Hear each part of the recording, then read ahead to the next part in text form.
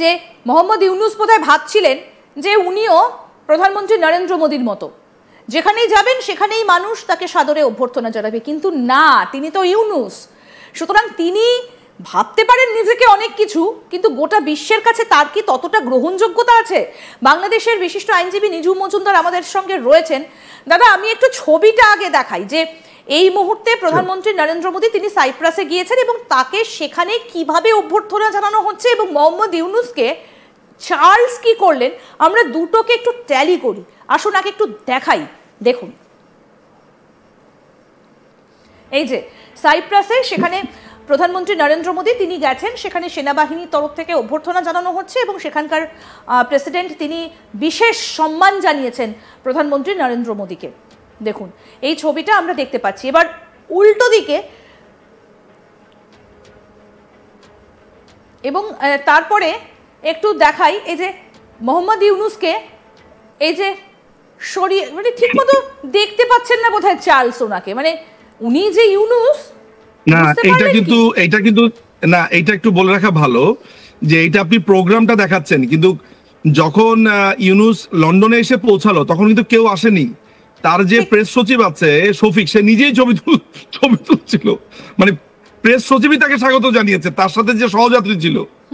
আপনি সেই ভিডিওটা ওই শফিকুলের ফেসবুকে আছে, যে নিজেরাই নিজেদেরকে স্বাগত জানাচ্ছে। অর্থাৎ প্লেন যখন থেমেছে তখন দ্রুত শফিক বের হয়ে, শফিকই মানে এতক্ষণ যার সাথে বসেছিল সেই একটু আগে গিয়ে তাকে স্বাগত জানাচ্ছে সেখানে। এবং বাংলাদেশের হাই কমিশনার আবিদা সুলতানা তিনি এসেছেন, আর তার যে সহযাত্রীরা তারা সোজা লম্বা লাইন দাঁড়িয়ে তাকে স্বাগত জানাচ্ছে। কি এক অদ্ভুত ব্যাপার যে সহযাত্রীরাই আপনার স্বাগত জানাচ্ছে অমুক দেশে, অথচ বলে বেড়াচ্ছে যে এটি একটি সরকারি সফর। উনি যান কেন বলুন তো দাদা, উনি যান কেন, মানে উনি এই গালটা বাড়িয়ে দেন কেন যে আমাকে মারো? এইটার একটা কারণ হতে পারে, যে অনেকগুলো কারণ হতে পারে। সেটা হচ্ছে যে বোঝানোর চেষ্টা করছে যে তার যে এই অবৈধ শাসন আমল, তার যে ইলিগাল ক্ষমতা দখল, এটি কি এক ধরনের জাস্টিফাই করবার চেষ্টা করে হয়তোবা, যে আমি আসার পরপরই অনেক দেশ আমাকে দাওয়াত দিচ্ছে, আমার একটা বড় রকমের গ্রহণযোগ্যতা আছে।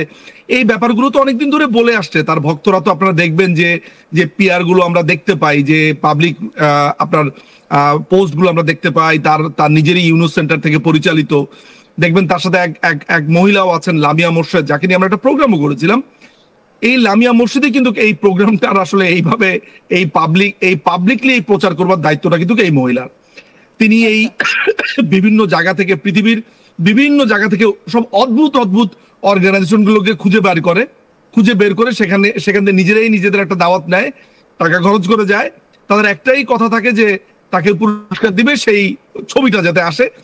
দেখেন পৃথিবীটা তো বহুত এগিয়ে গেছে, বাংলাদেশের যারা আছে তারা তো এমন না যে তারা আসলে সবাই খুবই অশিক্ষিত মূর্খ, তারা তো এখন পড়াশোনা জানে, বিভিন্ন ইউনিভার্সিটিতে বড় বড় জায়গাতে আছে, তারা তো আসলে একটা ক্লিক করেই খুঁজে বের করতে পারে যে কাকে কে কোথায় পুরস্কার দিচ্ছে। মানে আমাদেরকে যেভাবে ছোট করে দেখছে, দেখুন তাকে চেতাম হাউসে একটা প্রশ্ন করা হয়েছিল বাংলাদেশের মানুষ সম্পর্কে। সে বলেছে বাংলাদেশের মানুষ টাকা খেয়ে ভোট দেয়। অর্থাৎ বাংলাদেশের মানুষ সম্পর্কে তার ধারণাটা ঠিক কেমন, যে বাংলাদেশের মানুষ আসলে কোনো ভালো মন্দ বোঝে না, টাকা খেয়ে ভোট দেয়।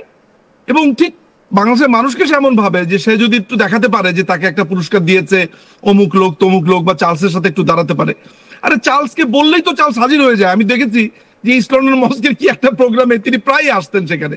সুতরাং ইংল্যান্ডে তো মোনার্কি চলে না, এগুলো তো জাস্ট একটা শো পিসের জন্য এদেরকে সাজিয়ে রাখা হয়েছে। যে প্রিন্স চার্লস, তারপর রানী, যা বলেন না কেন, তাদের তো এই ইংল্যান্ডে তেমন কোনো কিন্তু রাষ্ট্র পরিচালনার তেমন কোনো ক্ষমতা নেই। সম্মানিত মানুষ এন্ড এভরিথিং সবকিছু ঠিক আছে, পারফেক্টলি ফাইন, কিন্তু এটা কোনো একটা বড় ব্যাপার একেবারেই নয়। এটা যদি ধরেন ওবি হতো বা নাইটহুড উপাধি দেওয়া হতো, তাহলে একটা কথা ছিল যে তাকে নাইটহুড দেওয়া হচ্ছে, সেই কারণে তাকে সেখানে ডাক দেওয়া হয়েছে। এটা কিন্তু ওরকম তো না, ওরকম একটা প্রোগ্রাম হলে বোঝা যেত যে না এটা একটা বড় ধরনের প্রোগ্রাম।